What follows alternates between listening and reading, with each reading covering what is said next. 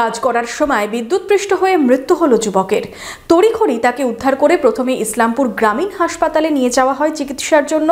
সেখান থেকে Murshidabad medical college হাসপাতালে রেফার করা হলে সেখানেই মৃত্যু হয় ওই যুবকের। মনোবীক্ষণ পলিক্লিনিক, চিকিৎসার জগতে এক দশক। এখন এখানে সব বিষয়ে ডাক্তারবাবু একসাথে তলায়।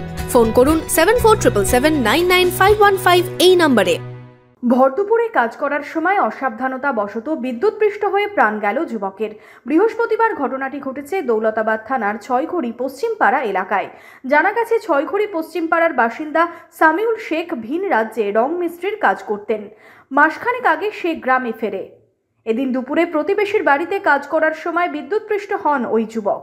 তড়িঘড়ি তাকে উদ্ধার করে ইসলামপুর গ্রামীণ হাসপাতালে নিয়ে যাওয়া হয়। পরে তাকে মেডিকেল কলেজ ও হাসপাতালে স্থানান্তরিত করা হলে সেখানেই তার মৃত্যু হয়। আর বন্ধুর সঙ্গে গিয়েছিল, আর বন্ধুর শ্বশুর বাড়িতে বকুলতলা পাড়ায়।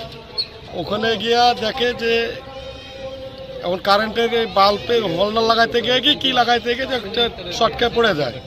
এবার এখানে প্রথমত ট্রিটমেন্ট হয়, মানে সবাই গায়ে হাত পায়ে তেল দিয়ে ডলার পরে প্রাথমিক চিকিৎসা করার পরে আমরা ইসলামপুরে পাঠাই।